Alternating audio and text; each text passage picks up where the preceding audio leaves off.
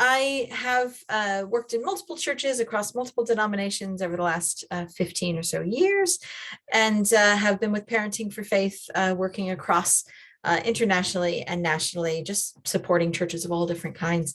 And so what I wanted to share to you today is not just sort of my experience, but it's also unashamedly stolen from wise people that I've watched over the years, other people, because there's always so many people who are smarter than me, and I get to go sit at their feet and gather things.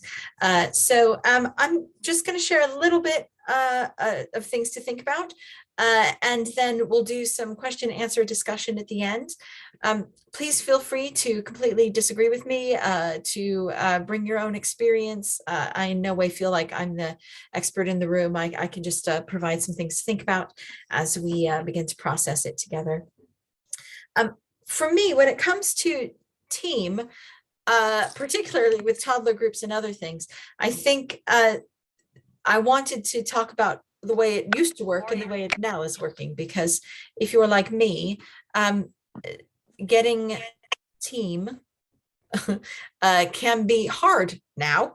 This is a national thing. It is not just you. I feel like I need to say that multiple times. It is not just you. It is not just because all of a sudden you're struggling and you've lost your skill to recruit team. This is not that. Across the country, teams are struggling to come back, and I think there is a multiple amount of reasons, and that's okay.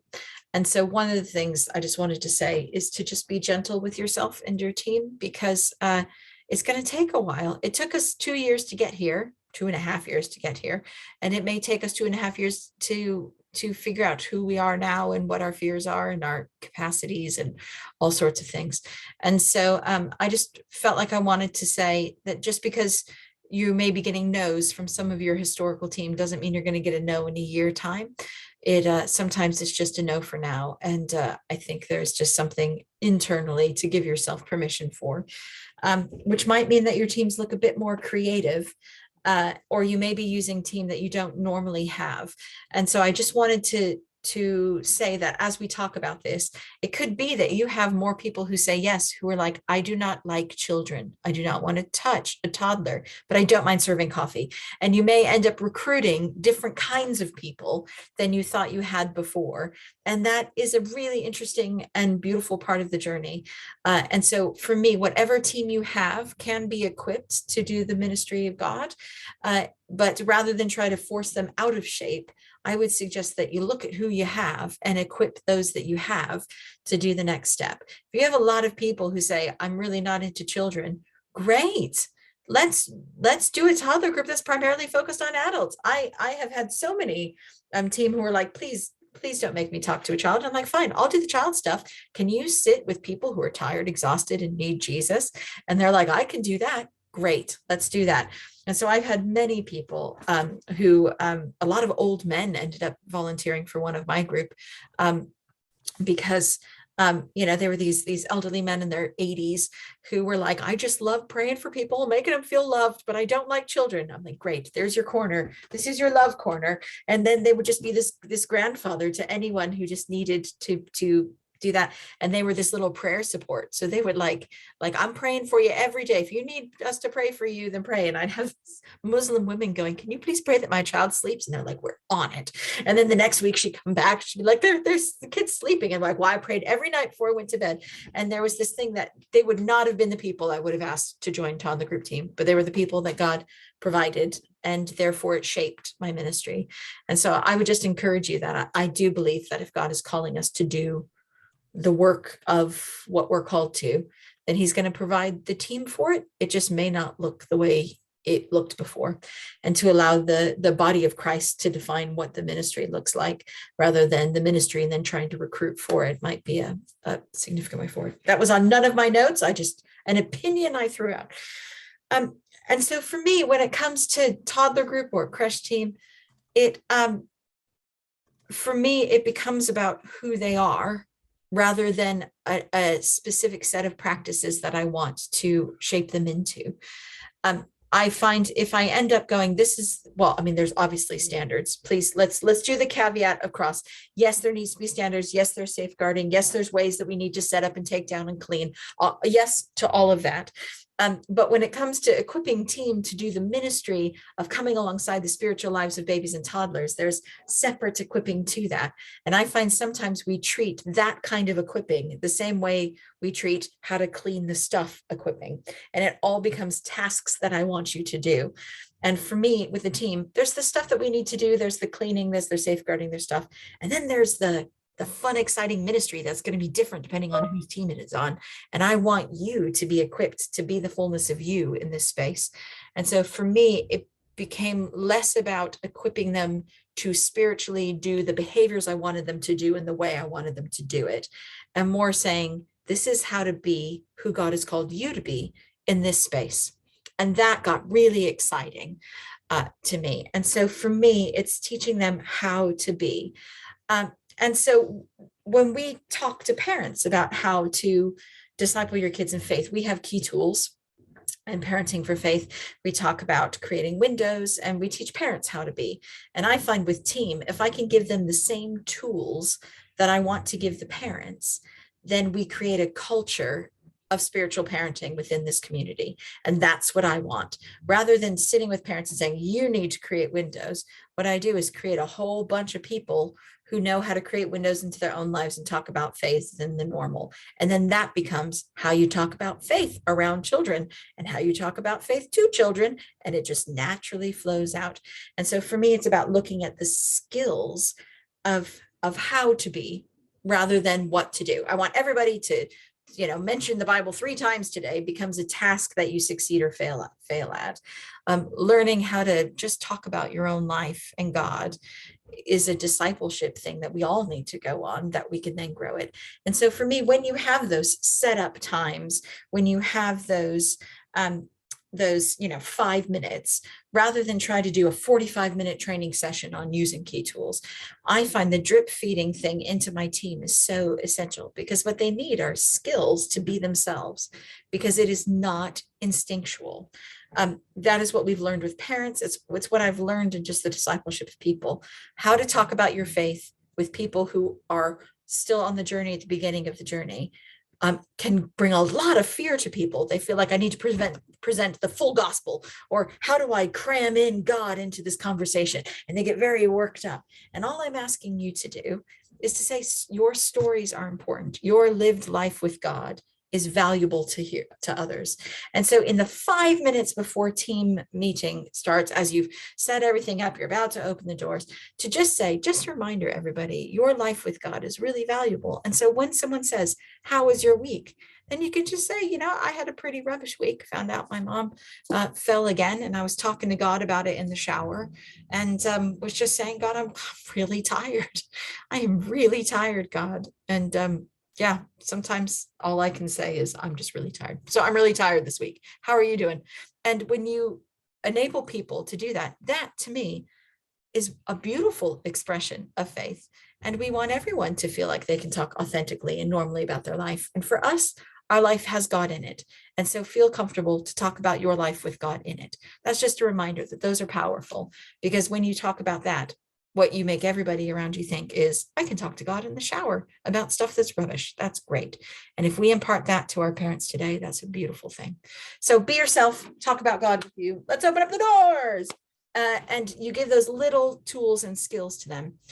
We teach 5 tools.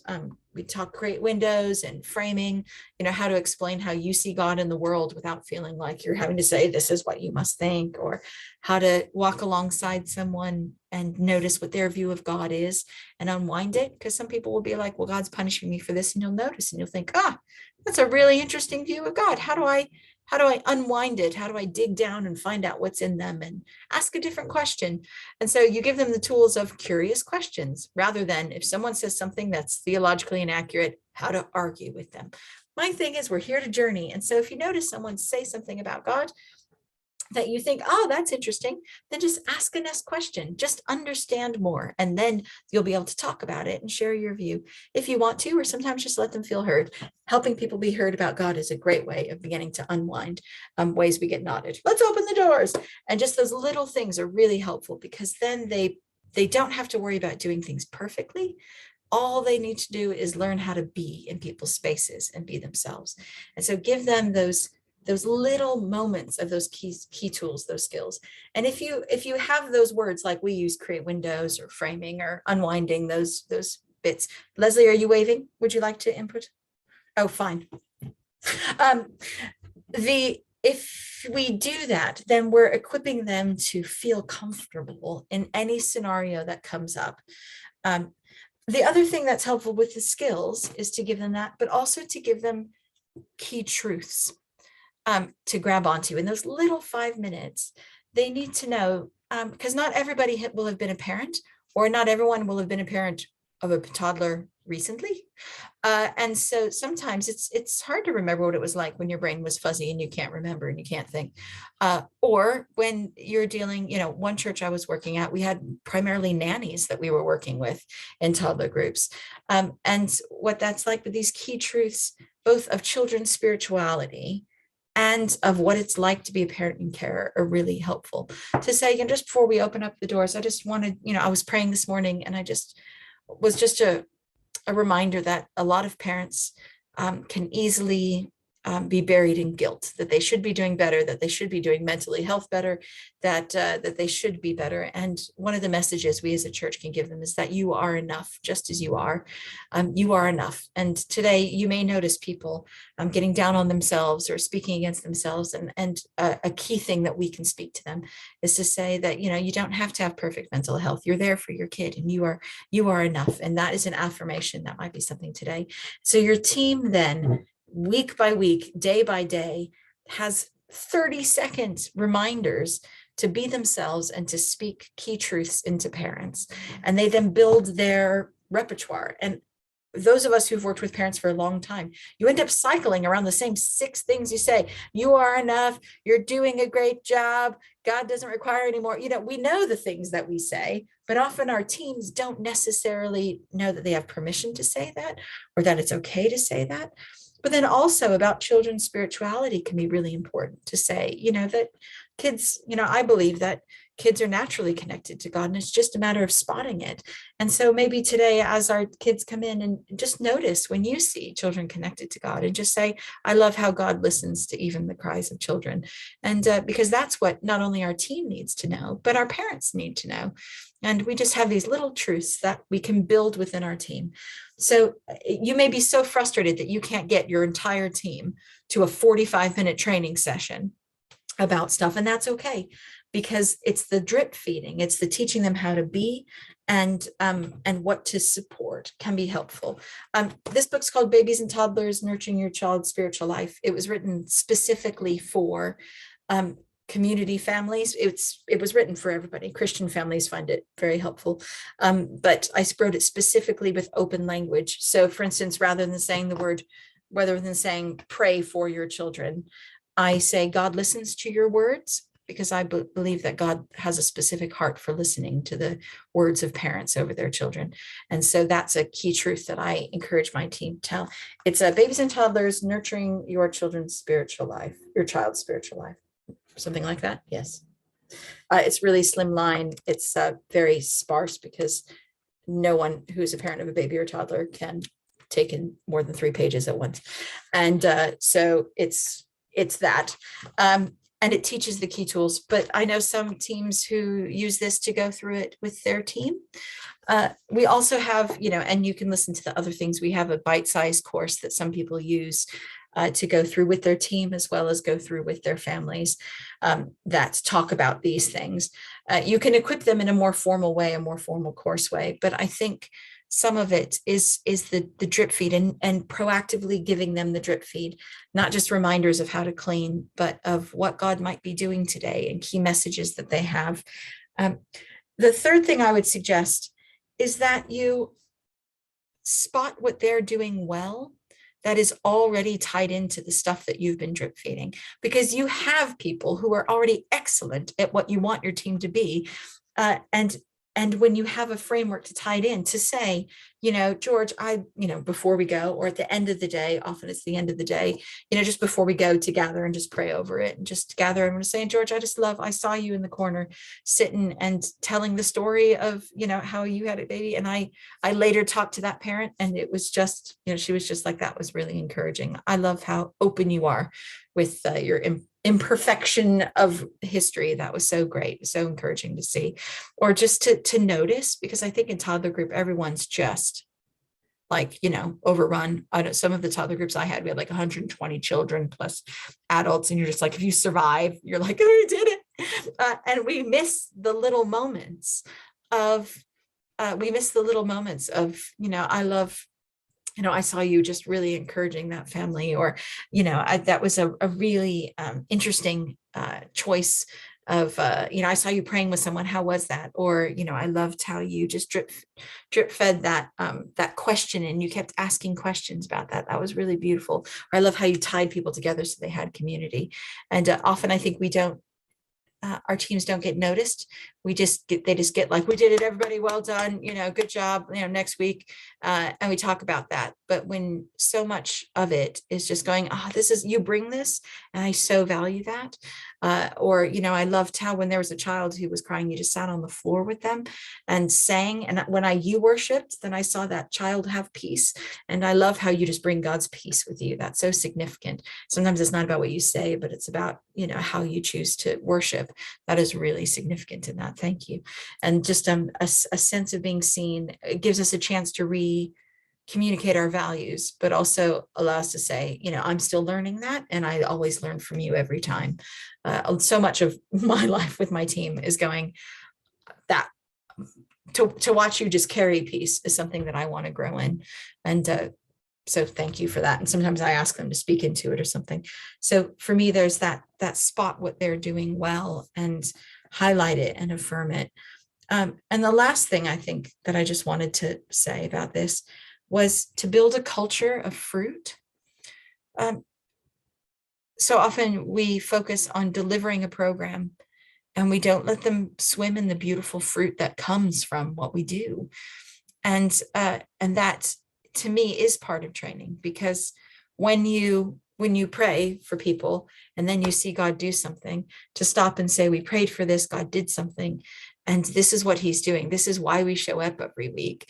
This is why it's important we share our stories, because we hear their stories coming back. To build that culture of fruit, because you will, as a leader, have access to more stories than they will have access to. And we need to train them to notice the fruit that's happening in front of them, to say, this family has been disengaged and sitting on the side, and today they said 4 sentences to someone else. Like, that's amazing. We've been wanting them to connect in with ages. And that's so great. And how can we facilitate that more? And to see what God is doing, rather than just how hard today was or how well today was, is really significant. To say, we've been saying you're enough, you're enough, you're enough. And today I heard another parent encouraging someone else, saying, oh yeah, I know it's hard, but you've got it. You don't have to be perfect. You just have to be you. And to hear the culture growing, that is so exciting. What we say matters. And to just reinforce whatever you see growing within the toddler group, being able to name the fruit of what God is doing, so that, you being you enabled somebody else to come. Or, we've been praying for this, and this is what God is doing. Or these truths we've been speaking seem to be starting to take over. We're hearing less people, speak badly about themselves, and more about them affirming themselves in that. And that's so exciting. And so beginning to spot the fruit, not just the fruit that you're trying to do, but this fruit that's coming. I've seen so many times we're like, we're aiming for this, and then it's completely different. And rather than try to squash that or be bad or be mad at ourselves because we're not increasing in numbers, but what we may be increasing in is discipleship. And that's equally as exciting. So let's spot what God is doing, and to talk about it, and to ask those questions. What do you see God doing, and how can we come alongside that more? Is a really significant thing for teams, because then they feel like they're a purposeful part of what God is doing, because God is at work. rather than it is my job to drag these people towards Jesus against their will or with their will. And so how are we achieving that? It's got to be more, God is at work, and we can more and more come alongside with what his heart is for these people. So what's happening and how can we jump on board with that? And to enable that to well up and spot. So for me, when we come to equipping team with tools, it is much more about looking at your team's starting point, affirming who they are in that, helping them have the skills and the values and the words of what affirmations we're doing, what truths they need to know, what skills they can try out. One of the things, you can just do the really quick drip feed. Sometimes they need practice in those skills. And if you notice, you say, tell your stories, and none of your team do. That is because that's a new thing for them. And sometimes they need encouragement, and sometimes they need to try it.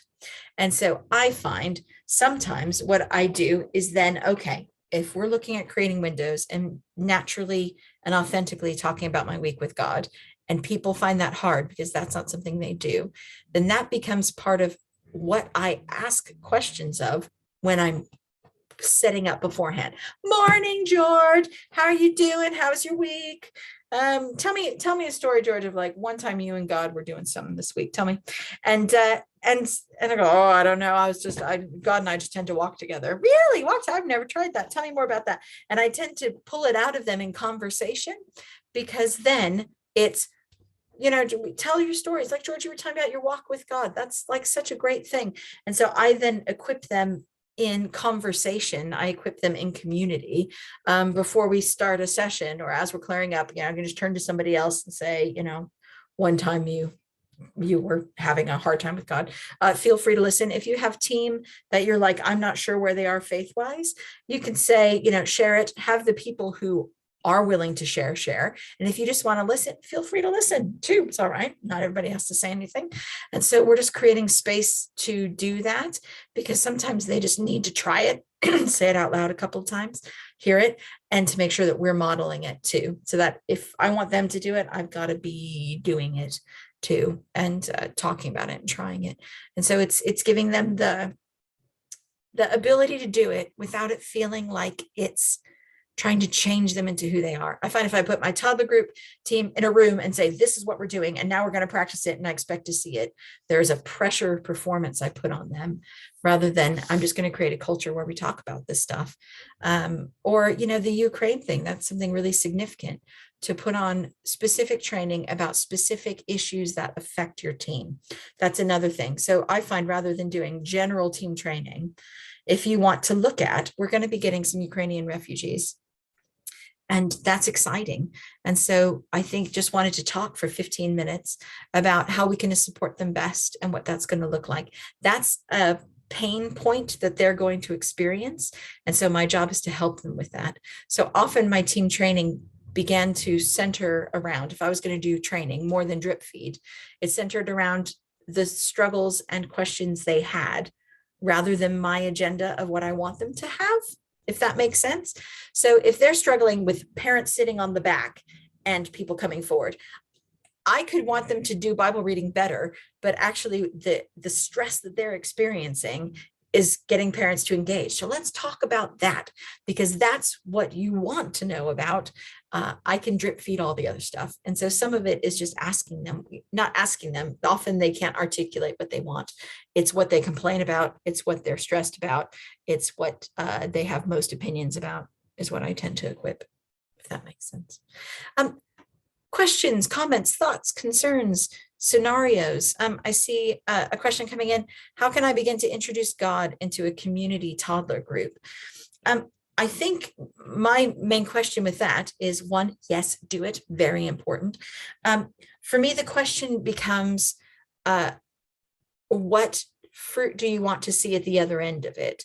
So if I want to introduce God into the toddler group, then for me, I want to have kids, and I want to have everybody in the room encountering God together. That's my value.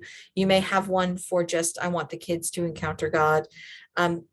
or I want everybody to do it. So for me, the question is, are you thinking intergenerationally? Do I want something for everybody to engage with? Or do I want to do something with the kids that are kid-centric that adults can then pick up and replicate? So some of it is deciding your approach. I like intergenerational because I want to always equip parents to do something together. So my question is, what God stuff does this group of people need? And how can I facilitate it well? And so it could be that you go, okay, well, what this group I think needs is the foundations of the character of God. So, God is this, God is that. And so this week we're going to talk about God is close. And so we are going to, as a team, say today we're just going to talk about how God is close. And so it'd be great if we could all just think for a moment of a time in your lives when God was close to you. Could be this week, could be something else, just to have a story in your head of a time where God was close to you. And what we're going to do then is, in the little group where we're going to gather around, we're going to gather everybody around, including parents. We're going to gather everyone around, and we're going to sing your song if you want to sing a song, and we're going to tell a brief Bible story of how God was close. And then I'm going to ask one or two team to share their stories of when God was close to them. And because for me, the testimony is as important as the Bible story, because what we're saying is it was true then and it's true now.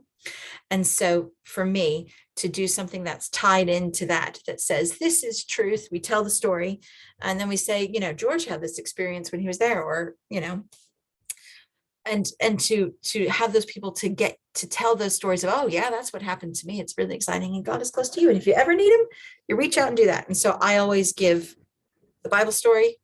It could be very, very quick. I give it somebody's life story, and then I give them the tool. So if you ever want to know that God is close, he's closer than you can poke him. And so whenever you want, I'm scared, God, I'm going someplace, I want to have God close, I reach my finger out like that. Can everybody do that? God is closer than a poke.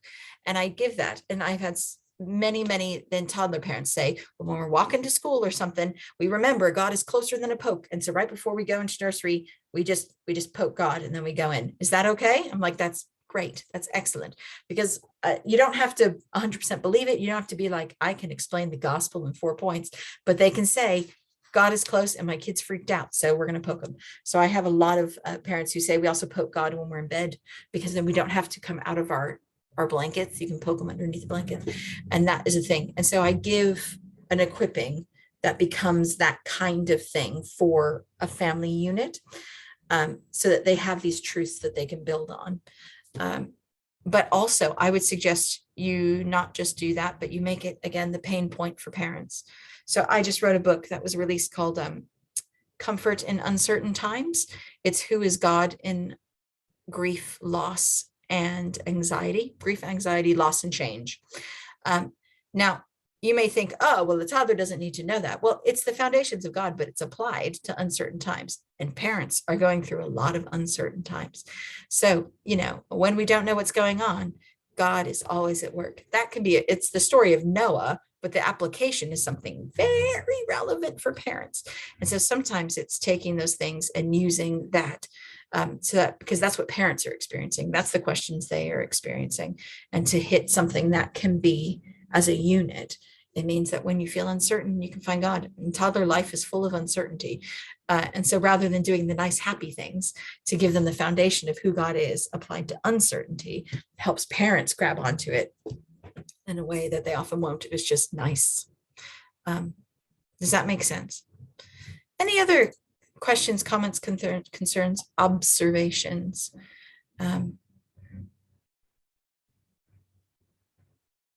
Any advice on how to encourage values and new ideas when it's hard to grab time with them together? So she was on a rota with people who very much fly out. So the leaders are all a bit chaotic. If you can't gather them all in one place, then I don't need to gather them all in one place. Sometimes it's doing a scrolling team meeting. So I used to work in a very busy, multiple busy London churches. And so what I tended to do was I'd say, as a team, I just love you to join me for breakfast once a term.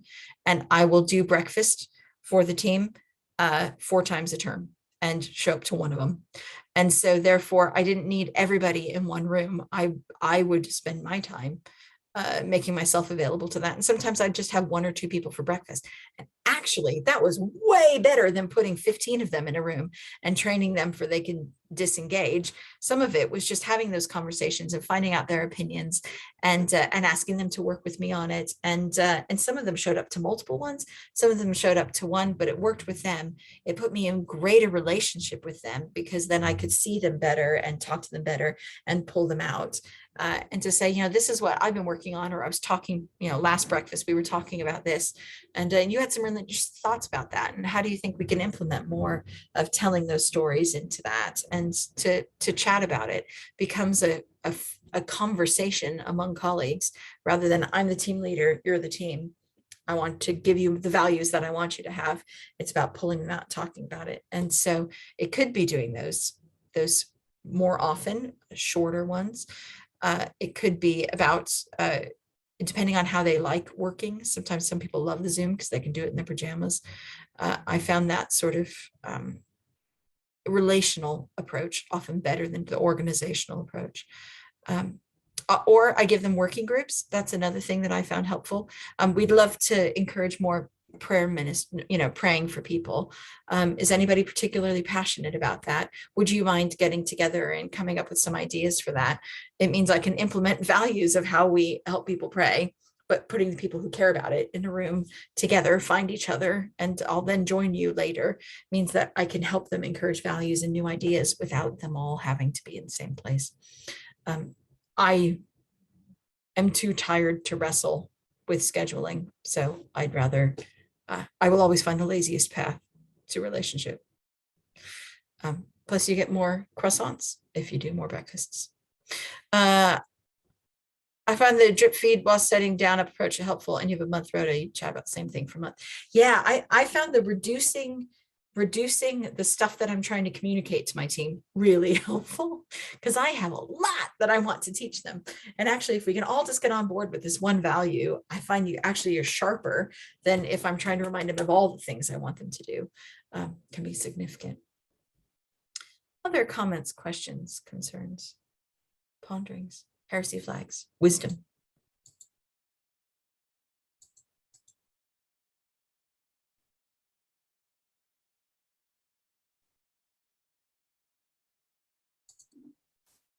Did we just end a seminar early? I mean, I can drag it on, but do we want to? I'll make a comment. I thought that was amazing. Amazing. When you said build a culture of fruit and name it. So I think that's perfect, Rachel. And and I thought it was really good. And reminding the team that they're a purposeful part of God's work. And I think that is so key, isn't it? Not just to think of all the tasks that you're needing them to get through, but to also acknowledge them, encourage them, and remind them that actually they're a key part of God's purposes too. But building a culture of fruit and naming it, I thought that was brilliant. That's my phrase I'm going to take from this. Well, and I think it's, what you said about, I think it's really important that team members feel that they're a purposeful part, not because of what they do, but because of who they are. And I think often we're like, you're really important. You clean those dishes. And if no one cleans them, then it land on me. And I'm very grateful. And we thank them for the task. But actually, you're really significant because of who you are. And you are an important part of this just because of what you bring, what you say, your presence matters. And I think often we praise behavior or tasks, and so then they don't feel the value of that. When you're here, I miss you. I don't just miss what you do. You are the gift. That sort of Encanto. You are the gift. I think is really important to our team. Wendy asked a good question. What if your volunteers are not Christian? I think that's great. Yes, and I can talk more about the tools. What if your volunteers aren't Christian? For me, you'll probably sometimes have a mix. I find that what happens sometimes, I've had many team members who aren't Christian, but I am. And so this is how I talk and how I do it.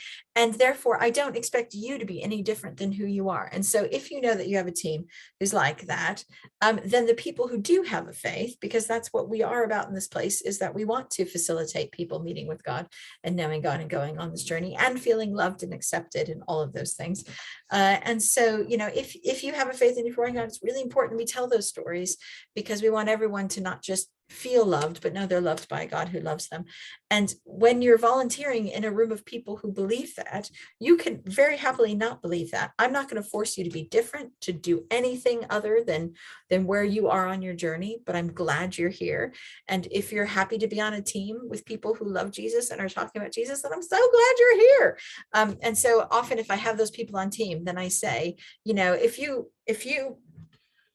you choose to do life with God in your life, then please tell those stories. Now let's tell a couple of stories here. Feel free to not tell stories. Feel free to not engage with this. That is completely okay. And just to always create space for the opt out or the space where you're opting in to something. If I have a lot of people who are not Christians right now, because who you are matters and your presence matters, and I will praise the bits that you bring, because I believe that you are made in the image of God, and therefore you bring, I love how you make people feel loved and welcomed. That to me is a part of God, whether or not you have that. So for me, it's that sort of thing. So I affirm them, and I affirm the fruit that God is bringing through them, and I create space for them to opt in. Rather than that. Do you mind talking more about creating windows and framing? Sure. Creating windows is a tool. You can find it on the Parenting for Faith website. It's a whole session in the Parenting for Faith course. But basically it's saying that that rather than teaching people this is how you need to live, often the way that we learn how to pick up things in our lives is to look into the windows of other people. I used to live in terraced housing, and I loved looking. It's the same footprint, but when you look in other people's houses, casually while still walking, you can see how everyone lives differently. And I love that. And so for us, often faith is very private. And so we talk about it in the abstract. But when we say, I'm willing to create a window into my life that says, this is what it actually looks like for me, in good times and bad times, and in dry times and in sad times. And this is what I'm questioning about God. And this is what I'm feeling peaceful about. It says that normal life with God looks messy and imperfect and beautiful. And so I don't have to fling open the doors and show everything, but I am willing to say, this is what it looks like for me. And then when they hear, this is what it looks like for you, a scientist, and you, a mom, and you, someone who loves literature, and it's all different, but it's the same God, then it can look unique for me. And so creating windows is that.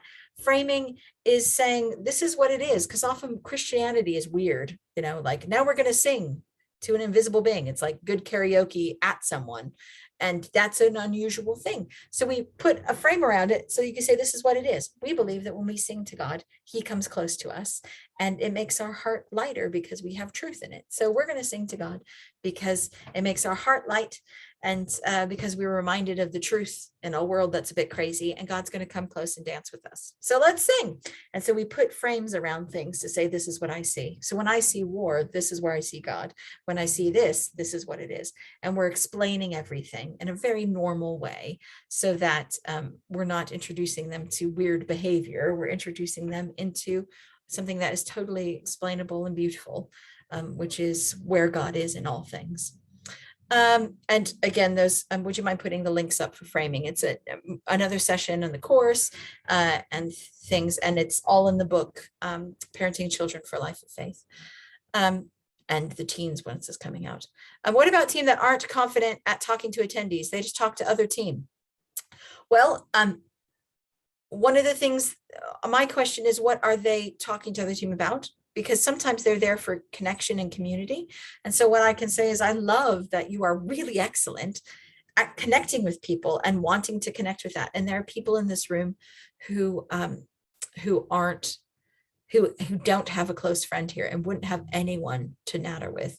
And so would you mind including those people in that? Because sometimes that's what people in your groups need, is not an intense one-to-one, but they need to be able to listen in to a wider group conversation and be drawn in. So I love that you and your other team member talk. Could you go sit down next to somebody, have that conversation, and include in people and ask those questions, because you having a joyful, free conversation and inviting people into that can actually be an incredible tool of making someone feel like they belong to a friendship group without having the intensity of a one-to-one. So would you mind trying to do that? And so then it's not saying, look, you're not here for each other, you're here for them. I'm saying, your friendship dynamic is fantastic and can suck up a lot of people. Can you suck up a lot of people in that friendship dynamic and make them feel like they've known you for ages? And so sometimes you can utilize that. Try it, see what happens. Yes. You mentioned key truths to communicate to parents earlier. Is there a list of those somewhere? Yes. In the book, It Takes a Church to Raise a Parent, the Green Book, there's a whole chapter on key truths that parents need to hear in general.